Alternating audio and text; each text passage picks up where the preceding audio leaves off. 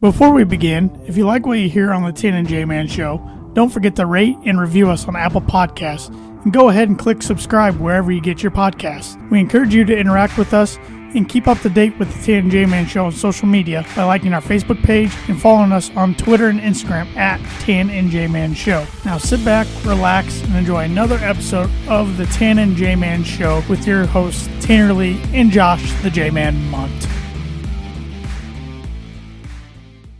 Welcome back to another episode of the Tan and J-Man Show, episode 195 to be exact. Lights are flickering a little bit. Yeah, they are. Dog is down with us in the studio, getting some pretty bad, severe thunderstorms. So if you hear some dog toys squeaking, maybe an occasional bark, that is why. Hopefully we keep power this whole time, and we'll get at it with some hard-hitting sports talk. But glad you are all with us this week. A bunch to talk about tonight. It's going to be an interesting show, to say the least. And the Tan and J-Man Show, like it is every week, is sponsored by The Dam Landing. Good news, folks. The dam is back starting tomorrow. Then this was posted on their Facebook page. Hello again, friends. We have some great news after working with our local health department following CDC guidelines, screening and testing employees and sanitation. The dam will be reopening tomorrow, Tuesday, August 11th. We will continue to protect our employees and customers by using the safety protocols laid out for us, including frequent hand washing, required mask wearing by all staff and customers while walking in and around inside the building, and frequent sanitizing. We ask everyone to continue to stay vigilant, work together, and be patient with one another. We are so thankful for you, our loyal community, and all of your support and concern. Our staff member who received the positive test has safely recovered, and all staff members have officially tested negative for COVID. We want to continue to serve you, so please be patient with us. We ask that you please wear your mask upon entering the building. You may remove them once you get to your table. If you do not want to wear your mask, we have a large designed area outside on our lakefront patio. This has been a truly difficult time. At the end of the day, we just want to be able to serve our customers and community. We miss you. We cannot wait to see you again. Cheers, friends. We're back. The Dam fam. The dam is back. Great news. That's great news. We have so few good restaurants in this town. I'd venture to say we have less than two. And the dam is that one. So, glad it's back. Yes. Well said, J-Man. Do you want to hear some Birdie Bogey? Absolutely. You nervous about it? I'm not. Should I be? Yeah, I don't know. It is a golf-related question, so at least I'll give you a little bit of a shot here. Okay. There are 4 guys who have more than 40 majors where they have finished under par.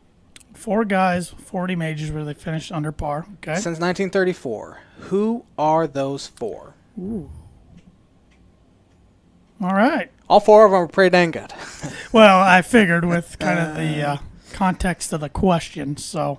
Birdie Bogey is brought to you by the Noble Gnome LLC for fresh, locally grown, nutrient-dense produce from Bryce and Katie Romine of Mentone, Indiana. Like them on Facebook, follow them on Instagram, and check out their website, noblegnomellc.com. They will not be having sweet corn until August 17th.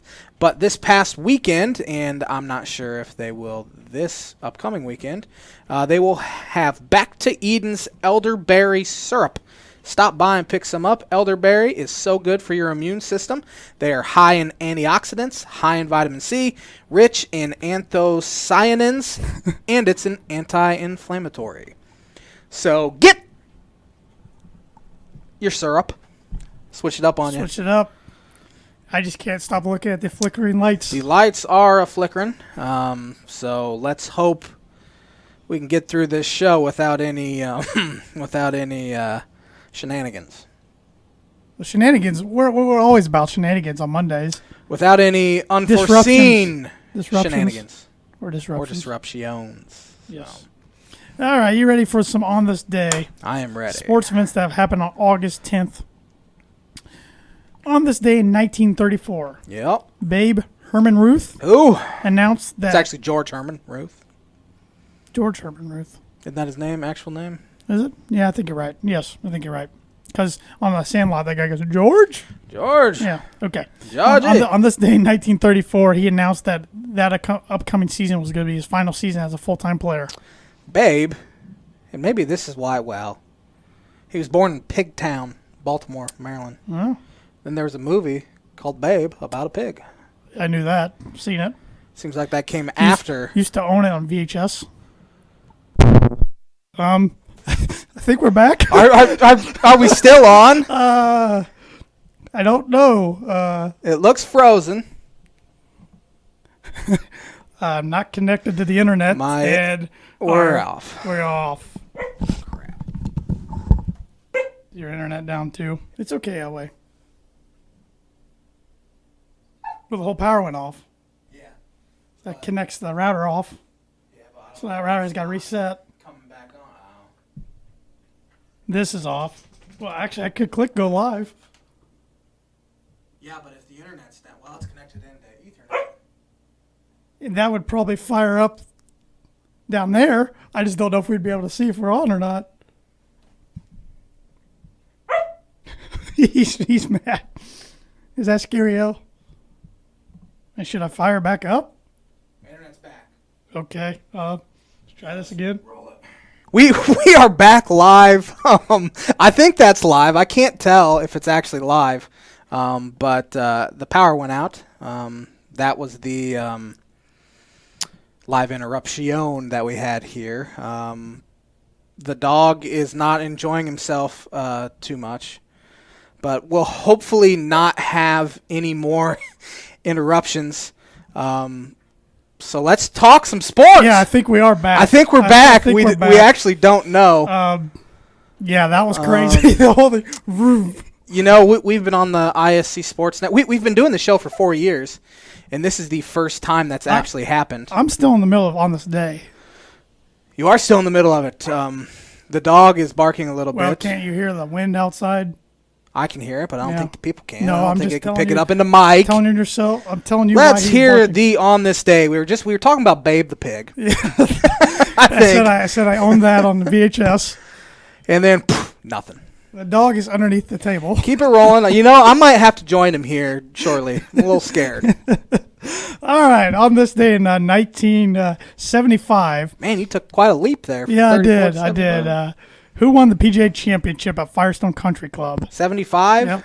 Yeah, it's got to be old Jack, Yeah, doesn't you it? probably looked at my screen. I did but not. Yes, it is Jack Nicklaus. It's a pretty good guess. when as it he won comes his to- fourth PGA crown by 2 shots from Australian Bruce Crampon, geez. And there's a good chance we're going to lose power again. We're probably going to so lose power again. We are trying to hang in there. Who won the PGA Championship on this day in 1980? It's got to be old Gary Player. How about Jack again? Probably would have been a better guess. He won his 5th and final PGA Championship by convincing 7 strokes from over Andy Bean. Never heard of Andy Bean. I hadn't either. On this day in 1981, Pete Rose got his 3,631st career hit, breaking Stan Musial's NL hit record. He was pretty good, little hitter.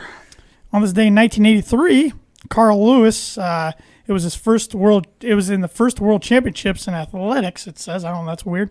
He won the gold medal in the men's long jump. He was a long jumper, huh? He was Olympic sprinter I was and going to long say, jumper. I only remember him as a sprinter. Both. Didn't know he did both. On this day in 1984, the U.S. beat Spain 96-65 to win the men's basketball gold medal at the L.A. Olympics. It's always fun to beat the Spaniards. Future Dream Team members Michael Jordan, Patrick Ewing, and Chris Mullin were featured. I knew Isaiah wouldn't be. Good one. On this day in 1985, Oakland A's Dave Kingman became the 21st player to hit 400 home runs. Dave Kingman hit a lot of home runs. Former Cub. He was a large fella, too. I think he has the longest home run hit in Wrigley Field history. I think he hit one 505 or something like that. And Tanya Shriver says, we are back on Facebook. So thank you for the confirmation. I Appreciate it. Let's see. What else do we have here? On this day, 1997, the Atlanta Braves signed Greg Maddux. 1997. Yeah. So they must have re-signed him because I think he went there in '93. This site is wrong. It says for a record 5-year, $575 million deal. That is wrong. Can't be right. I think it was like a 5-year, $28 million deal, I believe.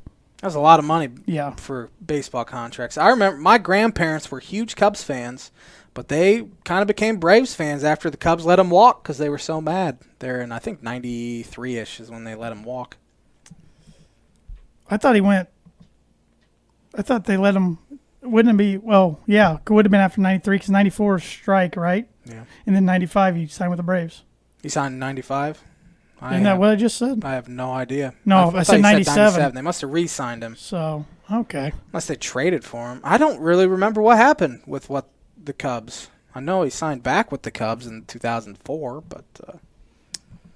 Yeah, I don't know either. I should have done more research on that, I guess. I just knew the figure was way off of the $575 million deal. On this day in 2008, PGA Championship was held again at Oakland Hills Country Club. Who won that one? 2008? Yes. Tiger Woods. Padraig Harrington. I was going to guess Padraig Harrington. Sure you were. I 100% was. It was a second straight major by 2 shots over Sergio Garcia and Ben Curtis. On this day in 2008, American superstar swimmer Michael Phelps won the 400-meter individual medley at the Beijing Olympics in world record 4 minutes, 3.84 seconds. He's like a fish. On this day in 2014, who won the PGA Championship at Valhalla? I was at the third round of this one. Is that the one where your dad slid down the Yes, hill? he slid, took the big fall, got mud all over his white shirt. 2014. It's a major, so it wasn't Ricky. Ricky was in contention. I mean, he had to lead on the 11th hole. Give me my boy Rory. It was Rory. It was his last major win. 2014, his fourth and last one. He beat Phil Mickelson by 1 stroke. Our show started in 16, so maybe I am the curse. That's why that's my favorite major ever. Rory, Phil, and Ricky all in contention battling your now. faves, Yep, huh? my 3 favorites. And that's going to do it for the On This Day segment this week, which we were madly interrupted, but we got through it. Rudely. Very rude. But a company that's not rude, a company that won't disrupt you, Proforma Print House. If you're looking for a trustworthy, dependable resource for your next trade show, company picnic, or sales meeting, Proforma Print House has over 50 years combined experience in promotional products and commercial print. They strive for fast and efficient response to all your print needs. You need to look no further. Let them be your one-source print and promotional company. Call them today at 574-210-3815. Yes, sir. Got one of those things. Got to model the First Federal Savings Bank water bottle. Very quality water bottle here. All of our employees got one of these not too long ago. They seem to love them from the feedback. I've never got an item from Proforma that I haven't been pleased with. So do yourself a favor, give them a call, 574-210-3815. Trust me, they'll give you a good deal, and you'll be really happy with the promotional product you get. You want to start with some college football talk? Sure. All right, let's hear your thoughts there, Tito. Well, explain to our viewers what's going on there, and our listeners, if they don't already know. So, because this is changing by the minute. This could change by the time we end the show. What day was it last week that the Big Ten came out with? Schedule came out Wednesday. Came out Wednesday. Within the past 24 to 48 hours. It was a 10-game schedule last week, starting on Saturday, 3rd, September 5th. And then 24 to 48 hours ago, all these reports were coming out that the Big Ten was in favor of completely postponing the football season this year. The ACC hasn't said anything yet. The SEC hasn't said anything yet. Yes, they have. They have said something? Their commissioner said if he's learned anything through this whole process, it's to take your time with the decisions. Yes. The SEC's doesn't start till September 26th. The ACC's September 9th. No, the ACC's September 12th. The Pac-12 is supposed to be in Big 12, I believe. I think September 19th. Oh, really? I thought. But the Pac-12 supposedly right there with the Big Ten in this making decision here. I guess the ACC did also Pac-12, say not 10. They're going to do anything in their power to have a season in the fall. But Dan Patrick said today that the vote that has been has since been rebunked, which I don't even know who to believe in any situation anymore, anywhere. But he said that Big Ten presidents voted 12 to 2 in favor of canceling or pushing the season back to spring. Now, Kirk Herbstreit came out and said that's not true. They haven't canceled anything yet, but they are in favor of pushing it back a little bit. Now, did the spring – I didn't even see that. The spring definitely got brought up today. I thought there was 12 to 2 just pushing not having football. Just not having football, period. Maybe you're right. It did say postponing, not canceling, so you're probably correct. I did see the Big Ten commissioner, what's his name, Kevin Warren? Something. I think so. Something Warren. He is in favor of a spring season, but that would screw up a lot of other logistically, it's going to be a nightmare anyway. Well, let's talk this through a little bit. If they move it to the spring, then the difficulties you're going to face are the players that want to opt out for the draft. Yes. And in the NFL collective bargaining agreement, the NFL has it in there where the draft cannot take place after June 2nd and would need the Players Association okay to push it back. Now, I'm sure they'd be okay with pushing it back, but that's also another thing you have to worry about. Yes, and then you got to worry about the quick turnaround due to the shortened off season between spring and the regular fall season of 2021. Yes. And, I mean, you have to worry about, do you want players playing football in the middle of February? Because that's likely. I think they'd start in March. You think they'd start in March and compete with the NCAA tournament? Yep. Assuming we have an NCAA tournament? I think they'd compete with the NCAA tournament even if they started in February. I guess they would, wouldn't they? I guess it wouldn't matter. I mean, maybe they just skip. You can't skip those weekends. Maybe the NCAA tournament changes their format and plays all their games on the weekdays and not the weekend. The football is played on like Wednesday. Yeah, Maction. Do love some good Maction. But I don't know what's going to happen there. I mean, this whole thing's fluid. I mean, at start of day, it looked like the Big Ten was canceled and done. Yeah. Now, maybe not so much. Maybe there is some hope. So you're telling me there's a chance, as in Lloyd Christmas told Mary Swanson. Samsonite. I will say, and you brought this up, why not wait or push it back to the 26th? Yep. It gives you 3 more weeks. Why are we in a hurry? Yeah, why? And this has been my issue with sports really since the COVID-19 pandemic started. Why are you canceling stuff so quickly? Just wait it out a few weeks and see what happens, because stuff can change easily. It can, and more times than not, this virus has changed for the worse, but who says it can't change for the better? Right. I just think the Big Ten's kind of given up too early. And it was kind of weird trying to make the season happen so early before the others, but also if they could pull it off safely, it's smart from a marketing standpoint because you get all college football fans' eyeballs on the Big Ten for at least 1 week. And they need to put the marketing stuff aside. Absolutely. And just worry about focusing on having a season. And they need to put the national championship aside, bowl games aside. No bowl games. Try to get your season in. Don't even worry about a Big Ten championship game at this point. Just try to play as many games as possible. If you play 4 games and you have to shut the thing down anyway, your best try. You got 4 games in. Gave your best. You're already having teams out there practicing, even though they're not with pads, so it's not like real football, just helmets and shorts. Yes. But I know Purdue practiced this morning. Some teams didn't. Iowa canceled today, practice. Which is interesting because Iowa and Nebraska were the 2 teams that voted yes to have a season. Some others were told to take it softly or lightly in practice. Yes. But I do know Purdue practiced today. They practiced Friday. They practiced, was it Saturday and yesterday? I don't know. But another thing with it being so close or playing – school. Well, and playing a football season in the spring is what I was talking about. You're going to see you'll have enough numbers to play a season, but you'll see all your really good players sit out. There is no upside to playing a season right before the NFL draft. Mm-hmm. You don't want to get injured. I mean, we're seeing players opt out anyway. Rondell Moore, which I'm sure you're going to talk about, opted out. So I just don't know. I mean, I want football season to happen. I just don't know if it can happen. Yeah, well, I just think they need to take their time a little bit and just not rush this decision because they're kind of making the Big Ten's kind of making themselves look a little foolish. And I do empathize with Big Ten's commissioner. He's brand new. He's in a tough spot. He's been on the job 8 months? Yeah.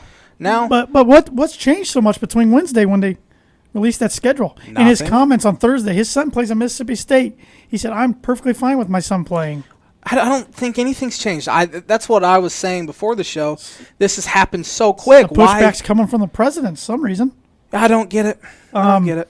And here's a few points I want to make. So if you're going to bring up the safety and health concerns, these kids are supposedly going to be testing. Maybe the schools aren't going through with their testing like they're supposed to. That's another issue. But say they go through with the testing like you're supposed to, test them 2, if not 3 times a week. And while they're on, campus and everything, and you still say you can't play football, it's not safe. So it's not safe for these kids to play football, but yet it's safe for you to bring 40,000+ students back to campus in person. Yeah, that doesn't make sense. You can't say you can have one and not the other. To me, I'm with you. It's both or none. I don't even have a rebuttal to that, and you know how much I like arguing with you. And here's the thing: I think would take care of the whole problem. I think it goes back to liability standpoint. Mm-hmm. These presidents don't want to get sued, don't want a player to get COVID and get real sick, have some long-term effects, and come back on the university, well, you made me play.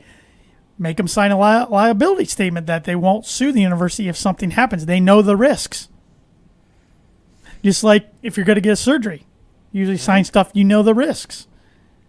So these players don't have to play if they don't want to. We've seen guys opt out, whether it's Rondell Moore, the kid from Penn State, the linebacker, Bateman, the wide receiver from Minnesota. Those guys opted out for the NFL. But some others at Michigan State opting out and are going to redshirt and play next year because they don't feel comfortable. There's nothing wrong with players doing that. Yes, I do have a thing here from Pro Football Talk. Oh, gosh. Yeah, Florio. I'm not a big fan of Mike Florio. However, the Big Ten announced the conference-only schedule last week. Only a few days later came word the conference is moving toward a cancellation of football for 2020. So what changed? ESPN reports that doctors have diagnosed at least 5 Big Ten athletes, as well as athletes in other conferences, with a rare heart condition that could have a link to COVID-19. Myocarditis, inflammation of the heart muscle, is usually caused by a viral infection. Left undiagnosed and untreated, it can cause heart damage and cardiac arrest. The COVID-19 virus has a link with myocarditis at a higher frequency than other viruses based on limited studies and anecdotal evidence since the start of the pandemic, according to ESPN. The condition has prompted increased concern among Power 5 conference administrators about the viability of college sports this fall. Debbie Rucker, the mother of Indiana offensive lineman Brady Feeney, had a Facebook post last week about her son's potential heart problems after COVID-19. Yes, and that's nothing to be messed around with. I understand that's why if these players really want to play, they understand the potential consequences. Don't hold anything against school. I mean, there is potential, but yeah. Don't they sign liability waivers anyway? I have no idea. You're a manager. I didn't have to sign anything. You should have. You got hit in the stomach once, didn't you? What I got punched in the chest. And I got my toe smashed. By and Kawan Short. A bunch of things. But I just was supposed to not talk about what happened during practice. So. What did happen during practice? But just a lot of stuff. I mean, I want football. But if they really don't think they can do it safely, then okay. But I just feel like they need to the Big Ten. I'm not talking about everybody else, but the Big Ten needs to just step back and look at this a little more before making a rash decision. Because we saw the players, #we want to play. Sure. Trevor Lawrence and Justin Fields, 2 guys that don't need to take another snap in college football, want to play very bad. They're also 18 to 22-year-old kids. Yes. You remember how stupid we were at 18 to 22? I'm still stupid. I'm 28. Exactly. I'm right there with you. I don't know if they should be the people making the ultimate decision. Yeah. But they also need a voice at the table from now on. They should have a voice, but they likely won't ever get one. That's the way the NCAA rolls. I think that's also a little bit. I think all these people are scared. College sports, amateur sports might change forever due to this. They need. I mean, we've been hearing the unionizing talks forever, but I do I'm with you. I think each team in each conference needs a representative to go to NCAA meetings or whatever. So yeah, every instead of conference just somehow. Vote for a couple people or a spokesman. Yes, the players do need more of a say. And another thing about pushing it to spring, there's no telling that the virus is better by then. Sure. But I would rather see them push it to spring than just absolutely cancel everything. Yes. At least give it a try in the spring if you have to. It's not ideal. I'm not a doctor. I just think not playing the whole season, no matter what, could have some really long-term effects. Like what? Well, then they got to make decisions. What do we do with the eligibility of the players? Do they just lose a year? Can they come back and play next year? They've already figured that out for the spring sports from this past year. Yeah. Though. So why couldn't they do the same thing for the fall athletes? Yeah. Also, the mid-year enrollees from high school. Yeah. And, I mean... So if a kid comes into Purdue, graduates in December, and wants to enroll right away, can they play in the spring, or do they have to wait till fall 2021? That's the thing. I don't know. You have to figure stuff out. And that's another reason why I think they should do anything in their power to play in the fall. Do you think we can have college basketball if we don't have college football?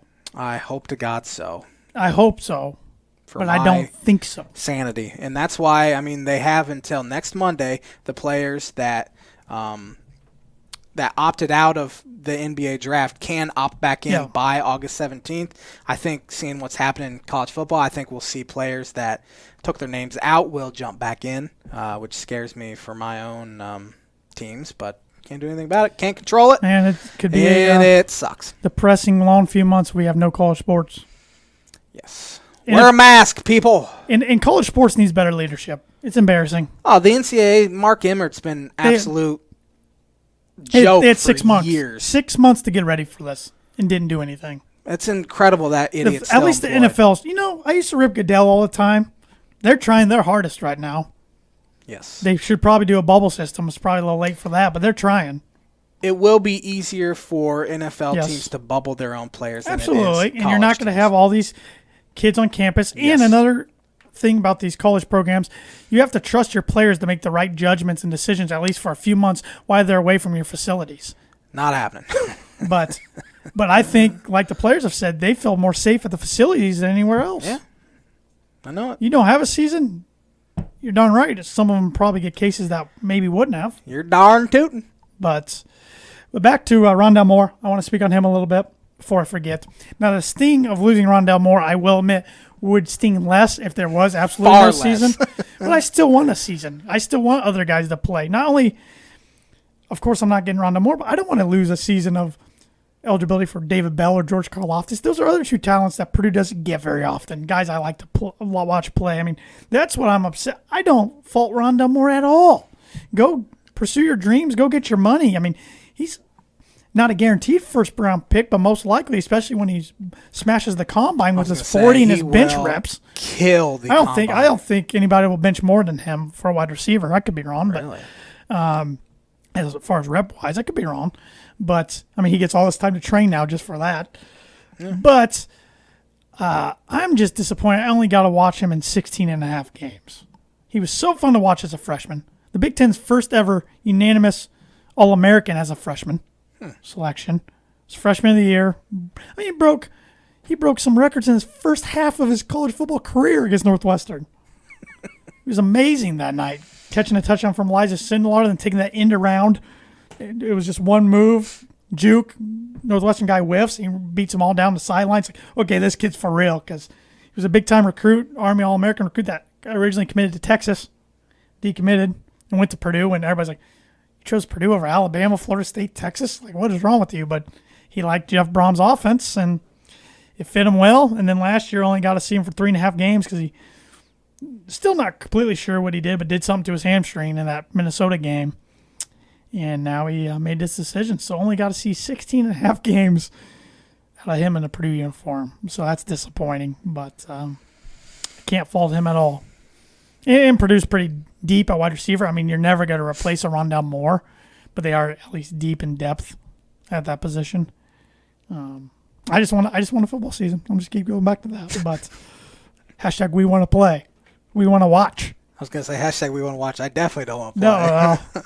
No, we do have a pump, pass, and kick competition we need to get through sometime. Let's go out there right now in the middle of this thunderstorm. That doesn't sound like a good idea. Tanner's flaking out on me like he always does. Props to you there. But any more thoughts on this crazy, ever-changing college football situation? Come next week, we're going to know a lot more.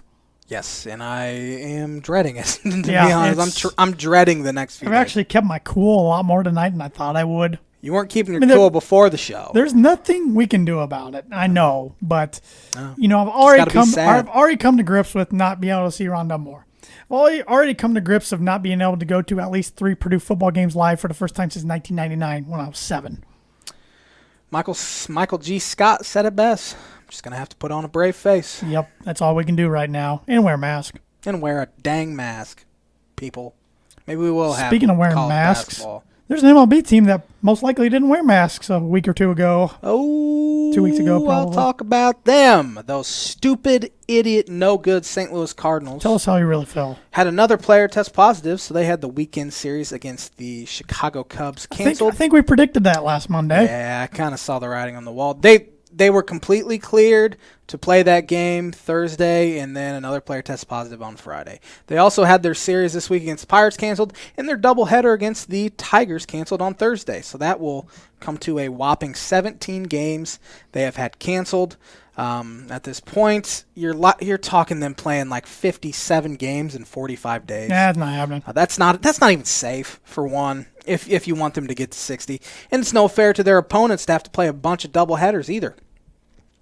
I was in favor of canceling their season last week. I'm even more on board now.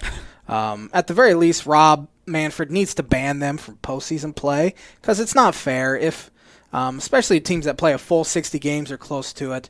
And if the Cardinals play, let's say they get to 50 games, but they have a slightly better win percentage and make the playoffs over them, that's just not fair. Let them play out their season, maybe, sure, with no hopes of the postseason. That's kind of my thoughts on it, because it's just not fair to anyone. But Rob Manfred's a proven pennywise, so he will not do anything. I mean, we saw what he did to the Houston Astros. Speaking of the Houston Astros, they got into a brawl with the Oakland Athletics. They're a bunch of cowards. 100% cowards. That hitting coach is a coward. Alex Cintron, former Major League Baseball player, he played in the MLB for quite a while. Him and Ramon Laureano got into it on Sunday after Laureano was hit by a pitch. Breaking ball, Astros coach Alex Cintron started jawing with Laureano. So what did old Laureano do? He sprinted towards their dugout, and the whole dugout collapsed and tackled on him. MLB is going to come down extremely hard on these guys. As they should, really. This is how this crap spreads, for one. And two, it doesn't help it. they said that they're going to come down hard on bench clearing brawl situations. They'll have heavy suspensions. Maybe both guys are suspended the rest of the year. Who knows? Ramon Laureano did say today, I regret charging him because he's a loser. That's what he said. Yeah, well put. So, Alex Cintron, known loser. Nobody likes the Astros. MLB did nothing to them. Except Manfred. He likes the Astros. Manfred loves them. It's just a piece of metal. Why would I take away the World Series title? Well, you know what? Just a piece of metal. It's your fault things like this are happening, Rob. Robinson. Because you didn't do anything. You didn't penalize these guys when you should have. Now you're dealing with the consequences. Everybody wants to hit him in the head. Everybody wants to punch him in the face. I want to punch him in the face. Exactly. I don't know who I hate more, Mark Emmert or Rob Manfred. I think it's Manfred. But on some decent notes here, Fernando Tatis Jr. He's a stud, man. Might be the best player in the National League already. Forget about Manny Machado. And he is 21 years old. He hit leadoff homers in back-to-back games over the weekend.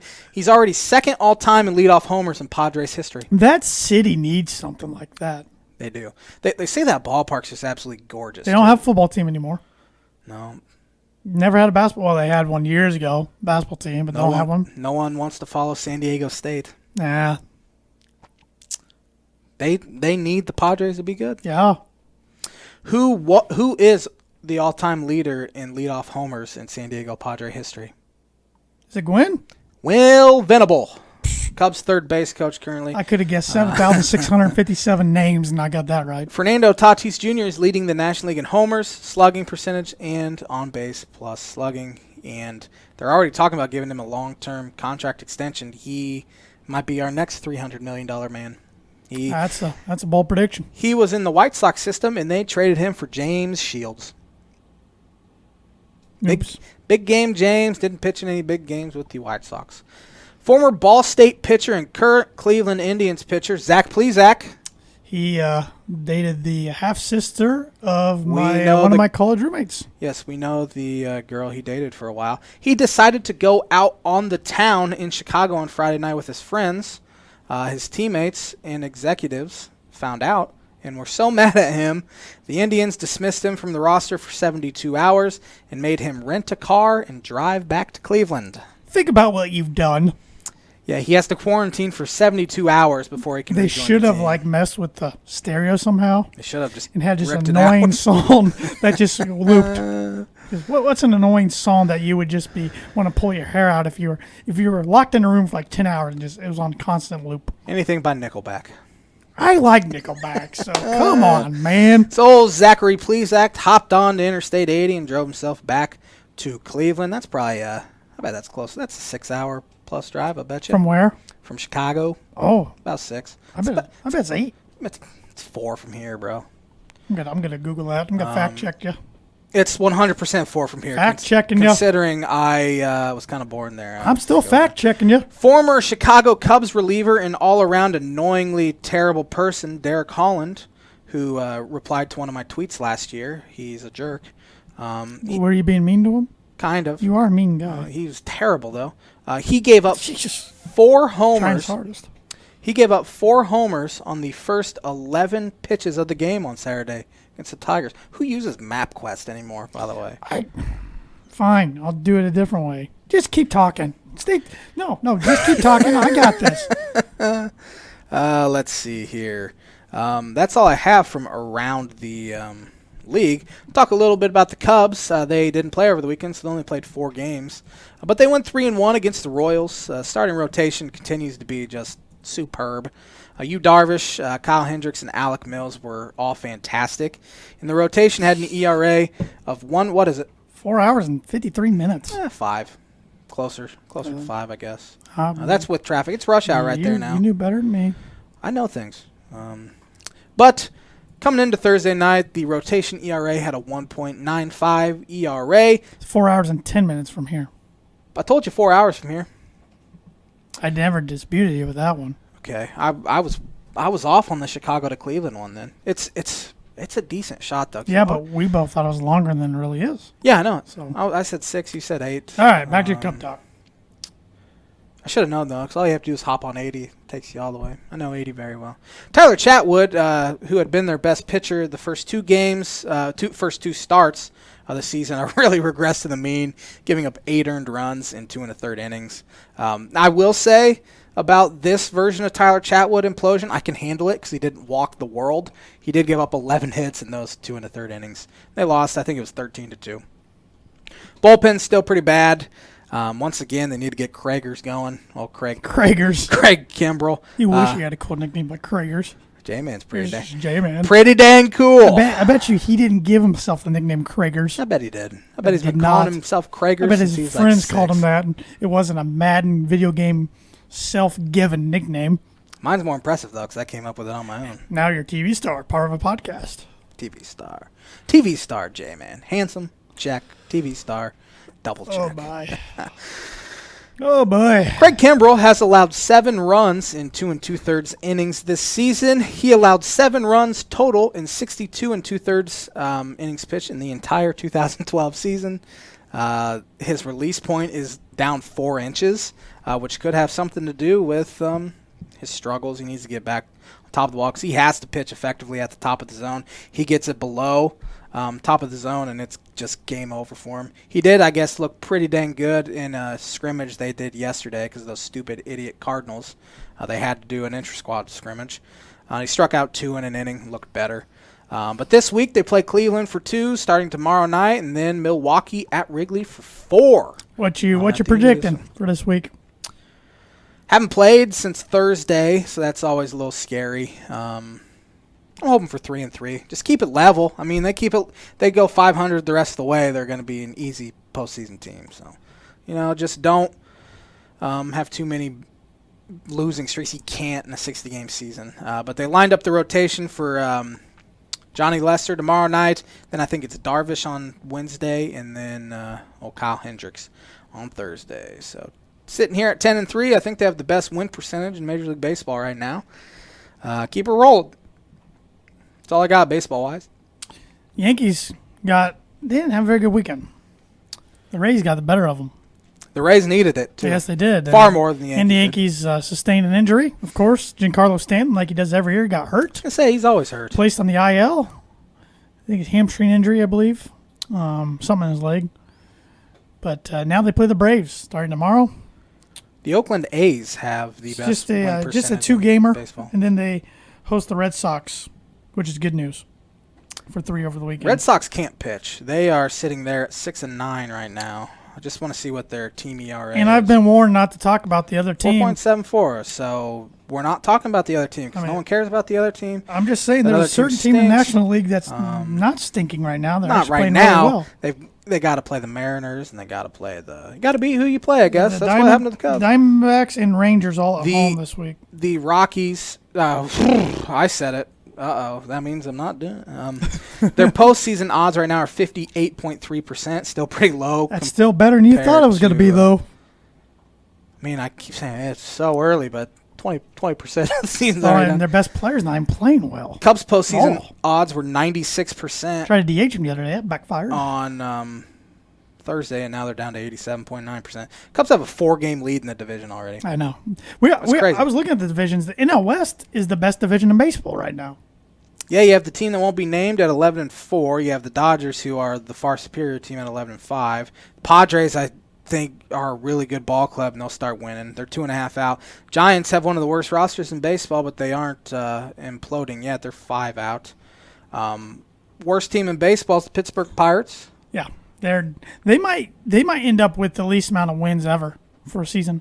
Yeah, I would say. I know this is some team will this year easily. Yeah, because isn't it 15 is the lowest ever? I can't imagine it's that low. I'm gonna look it up. Unless the team was so bad, it could be, I guess.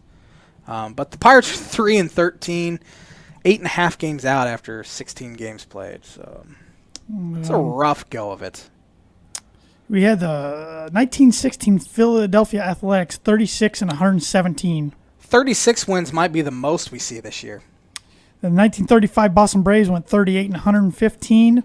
38 probably definitely is the most we'll see this year. 1904 Washington Senators were 38-113. The 1919 Philadelphia Athletics, man, they stunk.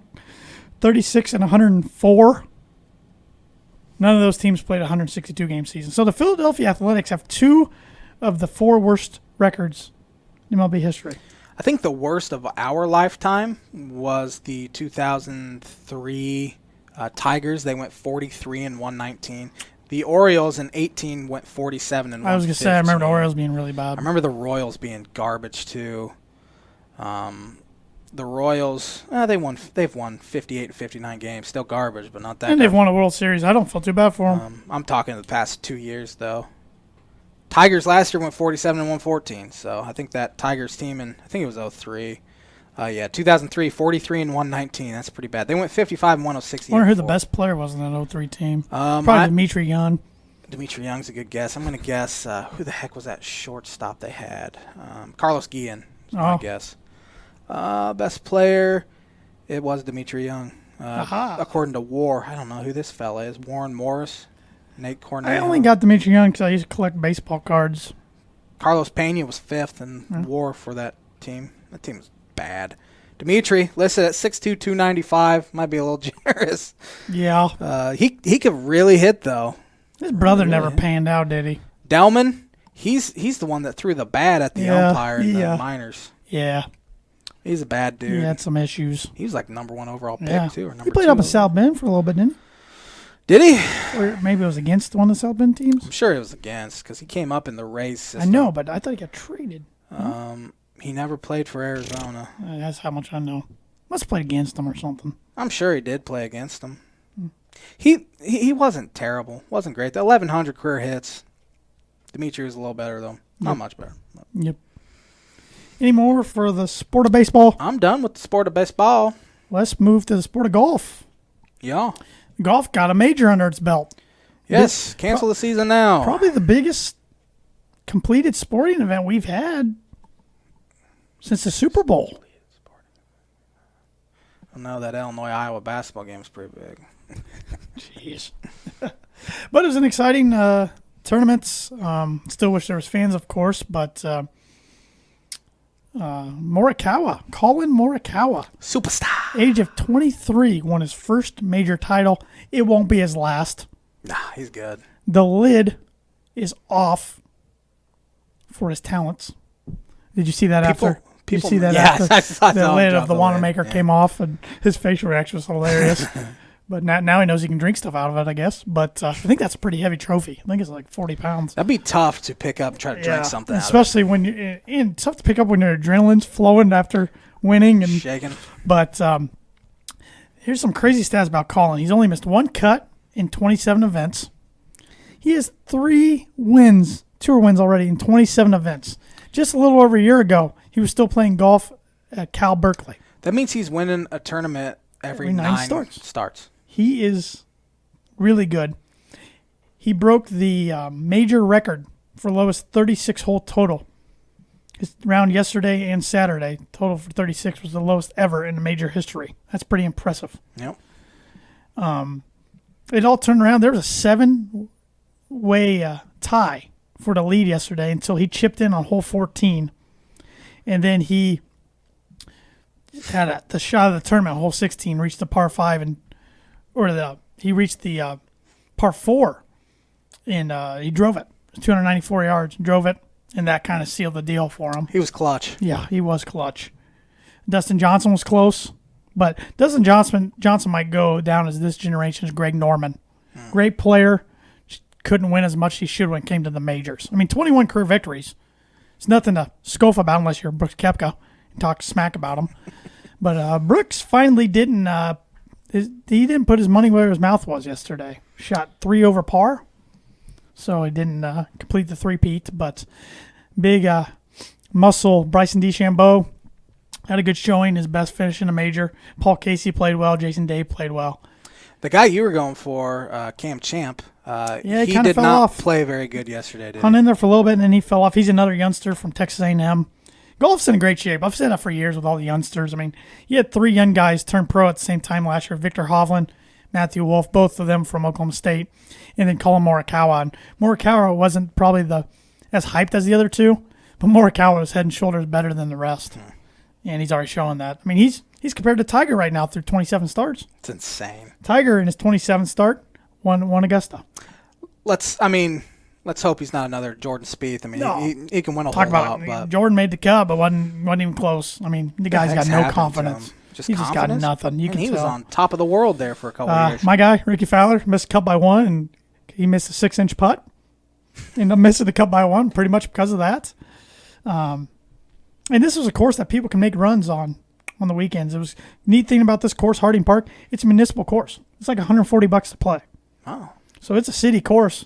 Just back in like pretty 1990, expensive city course. they were using that for like a parking lot for big events out in California, Where's it at? San Francisco area. Oh, are you still? I thought you were talking about next week's championship. Oh, this week is the Wyndham Championship. It's in Greensboro, North Carolina. It's the last tournament before the FedEx Cup playoffs, which is 3 tournaments in a row. Yeah, the playoffs are going to be done here soon for golf. But then you got the U.S. Open at Bethpage Black next month in September, and then the Masters in November. But here's your top 15 power rankings according to PGAtour.com for the Wyndham Championship. There's some good names in it, but some are taking the week off before the playoffs start. Number 15, you got Maverick McNeely. Never heard of him. Number 14, you got Henrik Norlander. Never heard of him. Number 13, you got Jim Furyk. I have heard of him. Who won his first senior tour start 2 weeks ago. First start, and he won. He'll have good success on that. Number 12, Patrick Reed. I believe he got a backdoor top 10 finish yesterday. Number 11, Ches Reavie. Number 10, Brooks Koepka. You've heard of that guy. Brooks. Number 9, Ryan Moore. Number 8, Brendan Todd, who was hanging around there after 2 rounds, and then he kind of fizzled. He was good the week before, too, until he fizzled, right? He's won 2 tournaments this year, so if he would have got a major, he'd probably be player of the year. Number 7, Siwoo Kim. Number 6, Paul Casey. He's coming off a heck of a finish this past week. Won $968,000. Not too shabby. Number 5, Billy Horschel. Number 4, Harris English. Number 3, Justin Rose. Number 2, Kevin Kistner. And number 1, Webb Simpson. He's from that area.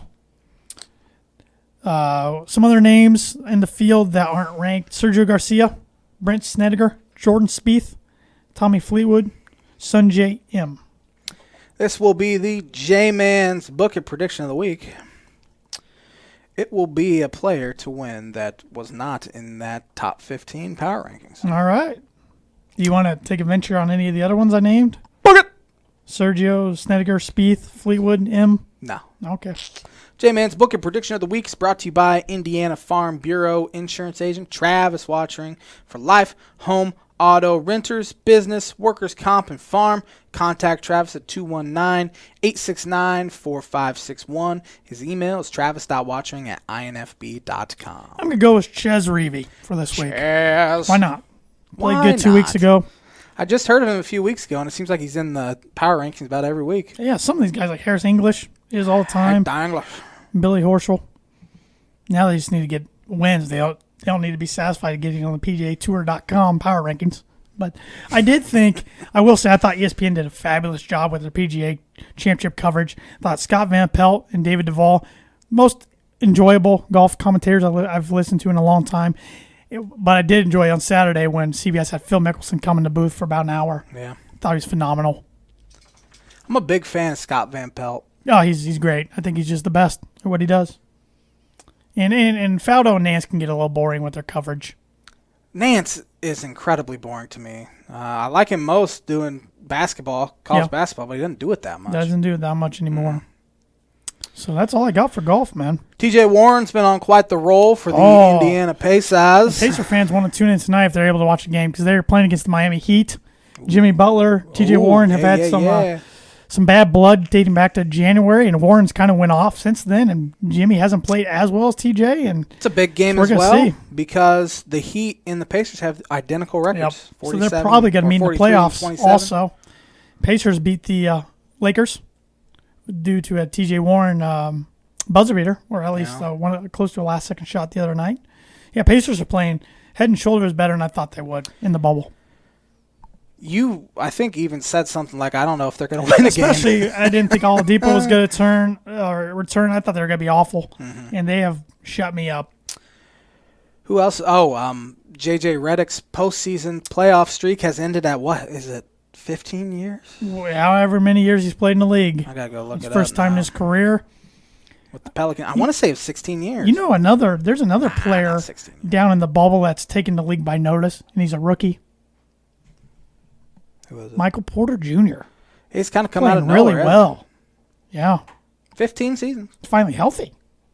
Michaels hasn't been healthy like in 2 years. Bull hasn't been playing too bad. I think he's averaging about 10 a game.